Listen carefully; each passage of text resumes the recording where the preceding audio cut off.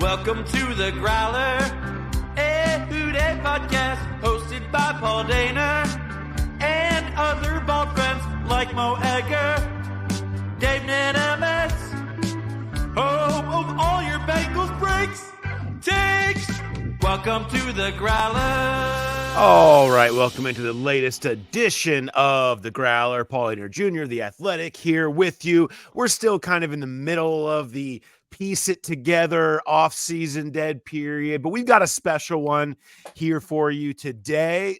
We have brought in another guest, and fellow bald on Balds Don't Lie. So good to have from Sports Illustrated, senior writer there, co-host of the Monday Morning Quarterback podcast, and of course at the Monday Morning Quarterback, Conor Orr. What's up, buddy? What's up, Paul? You met me when I had hair. This is a recent, this is year 2 of being a bald for me. So yeah, I'm getting how's used it feel? Is it everything you thought it would be? Is it invigorating? Yes. Like, yeah. I don't know what took me so long, to be honest, but everyone's got their story. But I saw pictures of my friend's wedding, and I was like, who is that guy? Because it was behind me. And then my wife was like, that's you. And we just didn't have the heart to tell you that there's like a massive monk-like hole in the back of your head. And so that was a hard day. But then the next day I was like, let's go. Let's rip this thing off. Let's get going. It's the way to do it. It's never been easier to be bald. It's never been more normal. Bald is the new hair has been my line for a long time. It's in. So it's good to have you. It's good to have you here on Balds Don't Lie. But I'm having more than just, your embracing of baldness. I wanted to have you on here because you have been, it's often hard to find these people. You've been one of the largest national proponents of the Bengals here for a couple of years. Whereas it's not like they've been out of the public eye. They were in the Super Bowl, the AFC Championship game. I mean, it's not hard to say that you think they would do well. But you have stayed persistent. You have fought the good fight when it comes to the Cincinnati Bengals, and that happened again in your latest rounds of 100 bold predictions, which I kind of wanted to go. I hope people will go and read this over at MMQB. There's a ton of great stuff in there. I plucked out a few, but for your 100 bold predictions, I'm going to offer some bold questions in response to those. Yes, there's a lot of good Bengals and Bengals related nuggets, but it was again, onto the breach again. You picked the Bengals to win the AFC, but you have them losing to Detroit in the Super Bowl after originally having the Bengals winning the Super Bowl when you did the original run back in February. The question is, why do you hate Cincinnati now? So this goes all the way back to, I am such a Bengals proponent now because, and I think it was Mo. I went on Mo's show. Every year I pick every single game. So all 272 games, right? And so the year that they made it to the Super Bowl, I had them winning like 4 games, right? And at the end of that week, I am angry. I'm miserable because I do every radio show like in the country and everybody's like, well, why don't you like the, and so it was like, whatever. My kids weren't sleeping the night before. I was just tired of defending it. And Mo is like, really 4 wins for the Bengals? And I just went off. I was like, yeah, show me where they're going to win more than 4 games on the schedule. Like, this team sucks. And then of course they make it to the Super Bowl. And what ended up happening was, at Sports Illustrated, when you write the Super Bowl cover story, you split it. So one guy gets one team, one guy gets one team. And I was kind of like embedded with the Bengals. And just to kind of get that crash course in, the franchise's history, just stuff that I wouldn't have known.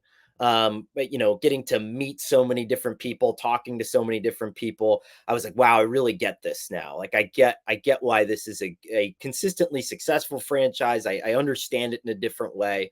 And so I've always kind of been now this person that, if you're going to give a team a benefit of the doubt, I do like how the Bengals are generally set up, and I like their coaches. I like, personnel. I like how it all works. Yeah, I think there's a misunderstood nature just because of the history and the late night punchlines, that have followed them over the course of years. And people just have predetermined notions of, well, they're poorly run.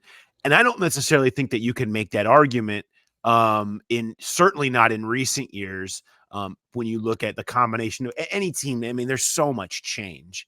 Any team now is defined by, who's putting your personnel together, your head coach, and your quarterback. And how do those three work together? And stability is the secret sauce that no one talks about at the NFL. The AFC North has made that prime example of that in being consistently good in recent years. And the Bengals really have that. And I think that's a part of what sets them apart is between Zach Taylor, Joe Burrow, and Duke Tobin, and obviously up into the family ownership too. You just have these consistent pieces that have consistently found ways to put good rosters out there. Some years it hasn't worked out, but they consistently put good rosters out there that have more often than not won. Yeah, and you talk about like, just one small example, right? And I was talking to someone about this not too long ago.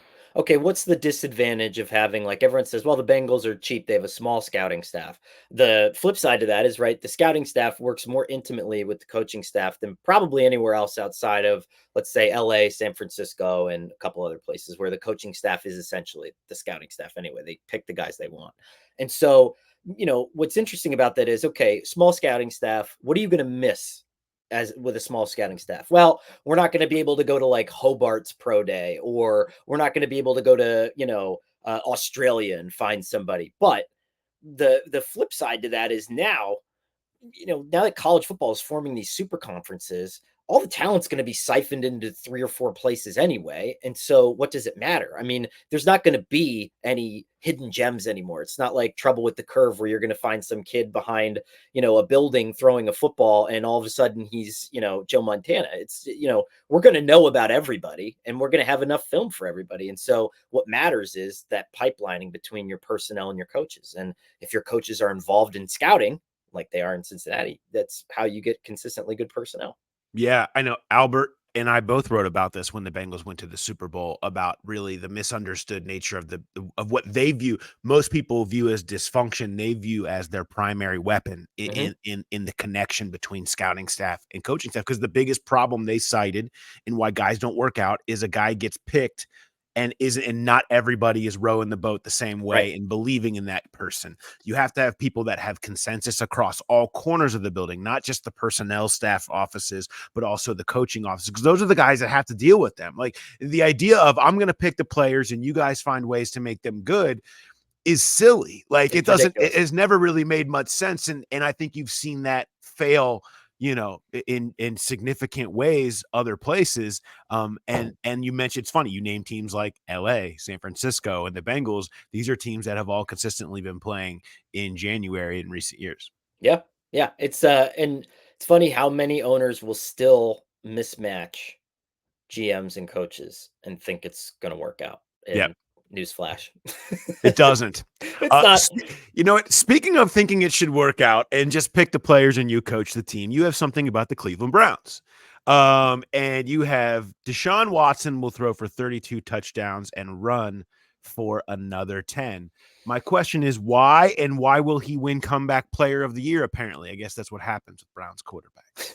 So my why is like a little bit cynical, and this was not a popular take on Cleveland sports radio, but that's okay.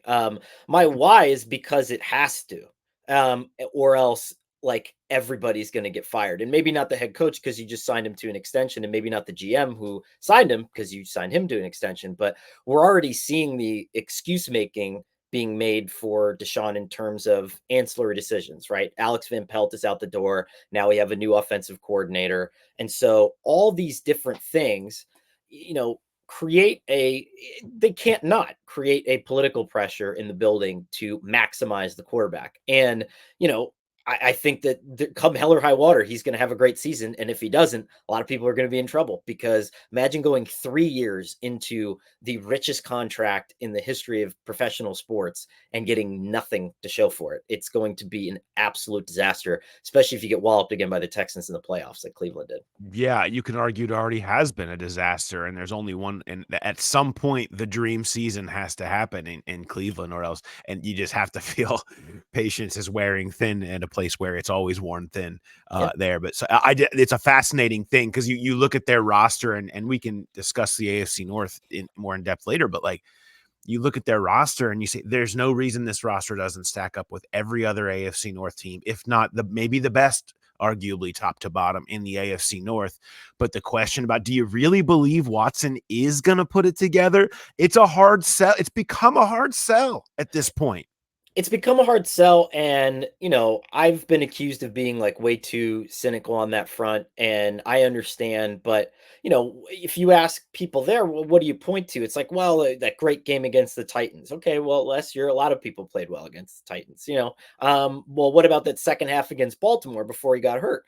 Yeah, a phenomenal second half. Put the team on his back. I've seen Johnny Manziel do that for a half of football in the NFL, but also, I think he had the benefit of some yard after the catch, and he's still not taking over games, and he certainly possesses the ability to do it. I mean, why wouldn't you have traded for him, without knowing that past and that history? But I just, I haven't seen it yet. I know it's there, but Deshaun's got a lot of adjusting to do. I mean, you think about not only coming off the shoulder surgery, but when he left or stopped playing for those 700 days or whatever it was, we were in an entirely different league defensively than we are now. We shifted really from a primarily Seattle based to a Fangio based. And, some quarterbacks have thrived during that condensation, that umbrella style defense, and some quarterbacks haven't. And maybe Deshaun needs time to do that. Maybe he needs to sharpen his game. I don't know what it is, but I do know that they have no choice but to make it happen. So that's why I'm predicting a big season, because that's often when those things happen, right? No question. You have TJ Watt as defensive player of the year, because I don't know if that fits under bold takes. But it's certainly my question for you. What is your favorite flaw in Myles Garrett's game? Well, so I had my 100 bowl predictions last year. I had Myles Garrett winning defensive MVP. So I do that. It is a silly exercise, but I do take very loud credit for the ones that I got right. Yeah. The TJ Watt one comes from this idea that like he was still phenomenal last year. He was banged up, and they had a starting quarterback who threw 7 touchdowns, right? So you were almost never playing with a lead. Every game came down to the last second. And so this year you would assume that even if everything goes horribly awry, you have Russell Wilson, who in a down year threw 26 touchdowns and 8 interceptions with the Broncos. He's going to be better than Kenny Pickett. You're going to be leading a few more games. And with that, you're going to have those garbage time sacks. You're going to be able to compile more numbers than you would. And I just think that supporting cast is still really good. I mean, that defense, they have so many good edge rushers. Like the 4th or 5th guy in the bench is better than some of the other teams' starting pass rushers. So all that combined leads me to believe that I do like TJ Watt for defensive MVP. Okay, we're touching around the rest of the division here, but let's get back to the Bengals. And you have Joe Burrow as MVP at number 25 in your bold takes. This is just a reiteration of a stance that you kind of took a run at last year and saw injuries derail. Your point was, I'm now simply taking my position and bringing into the new season like an investor who will not let go of his once darling stock in the portfolio. What would it take for you to sell Burrow stock? I don't know. I mean, I saw that ridiculous, I think it was ESPN or whatever it was, where they were saying like, is he basically Carson Wentz? And I was like, that is just so ridiculous, like for so many reasons. Because what happened to Carson Wentz is Carson Wentz started getting pressure, like teams started understanding how to defend an RPO, and he started getting hit, and then he developed bad habits. Joe Burrow started out getting demolished and redirected those habits around the possibility that he would never have an offensive line, right? And he's got the best pocket footwork for any non-mobile quarterback in the NFL. I mean, he's just got like a sixth sense back there. And so all those things lead me to believe that, like, okay, if you don't have some freak calf injury in the preseason or get hit in the wrist the wrong way, like you're going to be fine. Joe can take hits. He took a ton of hits during that Super Bowl season. I remember talking to him about that after that year. Just, and he wasn't getting calls at that point. So maybe we didn't focus on it as much. Like there wasn't a ton of roughing the passer calls, but he was getting demolished and he held up fine that year. So, I hate just painting guys with a broad brush and saying injury prone, not injury prone. If Joe Burrow's healthy, he's one of the 5 best quarterbacks in the NFL, period, full stop. And he's got the athleticism to fit in that game. He's got great receivers. So why not continue to bet on something like that? And the thing about, you look through comps, and I've done this of, okay, let's take a look at quarterbacks that have had multiple injuries or season-ending injuries earlier in their career. It's like anything. Sometimes there's more, sometimes there's none. Matt Stafford wore this label for a while, right? I mean, and then he played every game for like a decade, and he's known as one of the toughest guys ever, and he's still doing it. This stuff happens, and sometimes you do have somebody like Carson Wentz or like Andrew Luck who just it wears them down or whatever. These are all individual circumstances, and I'm not saying that Burrow is going to be one or the other. There's plenty of concern to be had over what has happened, but toughness is not something that should ever be thought of. Willingness to go out there and do it and play football. And, I thought, and we've talked a lot about it on this podcast, his openness about looking inside of himself of how do I change my habits? How am I better at speaking honestly about my injuries with myself, with trainers, with coaches, and understanding the importance of me being on this team at the end? I felt like that was the biggest thing, and maybe the career-changing twist that came from last year is it made him look inward at I have to change the way I act, not just on the field, but off of it in order to assure that I'm out there for January games and not sitting at home watching and contemplating this year's latest issue. Yeah. And you have to learn that, right? I mean, Andrew Luck talked a lot about that post-retirement, right? It's almost this like forced martyrdom on the position. And so I don't blame Joe for thinking that he should play through the calf injury because you want to set an example and you want people to know how tough you are and you understand that everybody else is dealing with stuff. But that realization that clicks in that like I'm not doing what's right for the team if I'm like struggling through this. I mean, that Browns game it shouldn't happen, right? I mean, that just shouldn't happen. But understanding that now I think is super valuable. Yeah. And I think could play a huge role in his ability going forward to, continue to play at the certain level and not feel that he has to prove himself. That's something he said this offseason about, he doesn't have to go be that guy who's still the third string quarterback at Ohio State anymore. He's proven that he can be the dude. He just needs to stay healthy. That's the only thing. Yeah, that holds him back now. You have another one here. You have Travis Kelce and Taylor Swift will not get engaged. What happens first? They get engaged, they break up, or Patrick Mahomes doesn't reach the AFC Championship game. They break up, right? Yeah, they got to break up, don't they? Yeah, I mean, listen, I was saying for a very long time that this was a Hollywood arrangement. It felt like, right, that mutually benefited a lot of people. I even consulted some gossip reporters about this to dig in, to put my journalistic hat on. But as one very plugged in New York Post page 6 reporter told me, she's like, it would be kind of weird now if it was still set up, right? Like if they just kept it going for like, and they didn't like each other at all. And it's been like a year and now they're just like sitting on vacation together. And it's like, that's strange. So, maybe they like each other. I don't know. I mean, it's none of my business, but last year it became my business and, it is what it is. There's nothing you can do about it. Nothing. But look, I'm here for all the football metaphors in the breakup album. That's what I'm here for at this point. Like, it's going to be epic. It's going to be played constantly in my house with my two girls, knowing every single word. And I'm here for it. Maybe a Burrow drop will end up in there just like it did in the other song last week. Maybe she'll end up with Joe Burrow. I don't know. Christ, I feel like we're getting close. Don't do that. Yeah, don't do it. Don't do it to me. Don't even bring that into this. One more that you have in here. You have a short yardage package with Trent Brown and Amarius Mims will become a weapon for the Bengals. You have the Brown is where he belongs, lining up as a bonus tight end alongside the team's first-round tackle from Georgia. Together, the pair will help running backs average more than 6 yards per carry when running to their side, not in the red zone, and they will be responsible for at least 10 Bengals touchdowns this season. Saw this in OTAs, Connor. This is, although Mims being the move tight end with a little bit more athleticism there. But I think that there's some thoughts. My thought is, how long until Orlando Brown also does the overload and they just go full overload action? Why stop there? I mean, this is an AFC North idea, right? Like, Yes. we are going to out Ravens the Ravens. You have Patrick Ricard. Well, here's a metric ton of human to come right at you and to block.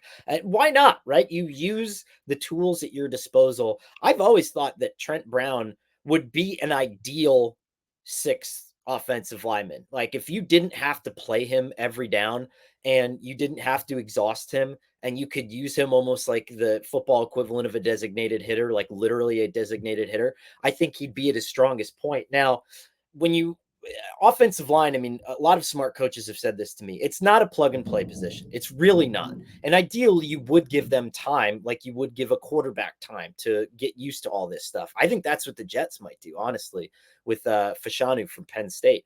But if you can throw him into the fold as a sixth offensive lineman, that's a great way to break him in. Or at least if you have another tenured offensive lineman next to him, in certain formations to kind of lighten the load, it does help. And so any of those things can make life good. I mean, everybody's down on the Bengals run game this year. I mean, I really think they're going to be fine. I don't think they're going to miss Joe Mixon all that much. I think this is going to be it's going to be effective run game. Yeah, I think it'll be enough for what they need it to be, and they Yeah. haven't, they're not hiding who they are. They're not going to all of a sudden be lining up and trying to shove it down people's throats. No, it's about Burrow throwing the ball, and they need to get some sort of explosive plays connected to that. And I feel like the move to Moss and Brown will be as much an impetus to them becoming more of the running game they've wanted to be. Yep.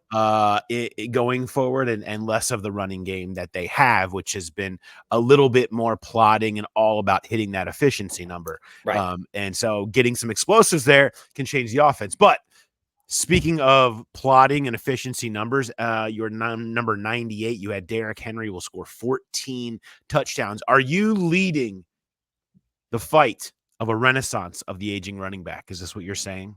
No, I think what's going to happen is I think, and I don't know this for certain, but I think what Baltimore probably wants is for Lamar to not run the ball in the red zone. And I think that's probably what Derrick Henry is there for, right? Once you get down inside the 10 or the 5, let's take our $55 million a year quarterback and not put him in harm's way, because he already does that enough, right? And so Henry is probably is like your hybrid Tebow, goal line back kind of guy. I mean, we know he can throw it, and so he can run some of that zone read action himself. Like, I'm not saying he's going to always be a quarterback down there, but it does take a lot of the heat off of Lamar and prevent him from having to put all that on himself. So I think there's going to be a lot of touchdowns, but maybe not a lot of total yards, if that makes sense. And you have a couple other backs that are really talented that might be better between the 20s, right? And then Henry maybe gets you out of bad goal line situations and then gets you into the red zone as well. Real quick before I get you out of here, AFC North. I mean, in the most impossible task you can ask an NFL writer right now, predict the finish.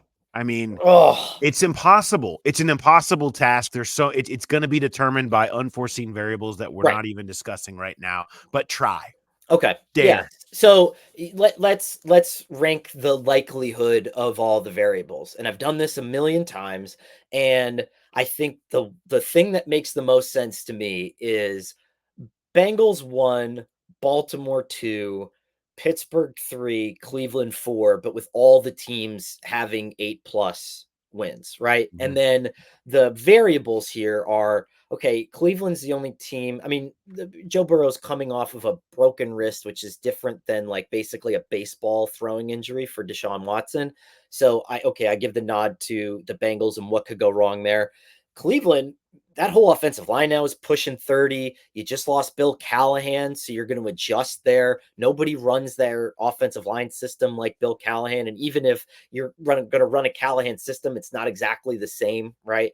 And so maybe you have a little bit of a fall off there. You're depending on Nick Chubb to come back from a very serious knee injury, and you're hoping that Jerry Jeudy comes in and is the player that you thought he was in the draft, and that you're just gambling that Denver really never knew how to use him, which is a good bet. It's just we don't know, versus a lot of stuff that we do already know, right? And so that's why I have, like, maybe, and who knows? You never want to say like someone's going to get hurt, right? Yeah, I never want to predict that. But if you look at all the variables, Cleveland and Baltimore are the two teams I'm most concerned about. And the Steelers have that just like steady ceiling. It's like where do they say to put your stocks in? What is it? The market that always generates like 5%, whatever, that's Pittsburgh, right? It's like, okay, they're always going to be fine. And then maybe the ceiling's like a little bit higher this year because you have two good quarterbacks instead of two bad quarterbacks. So I think that complicates things for Cleveland as well. And and the Browns schedule's tough too. So I don't know. Let's say the Browns in last, but with the asterisk that it's like an 8-win minimum, right?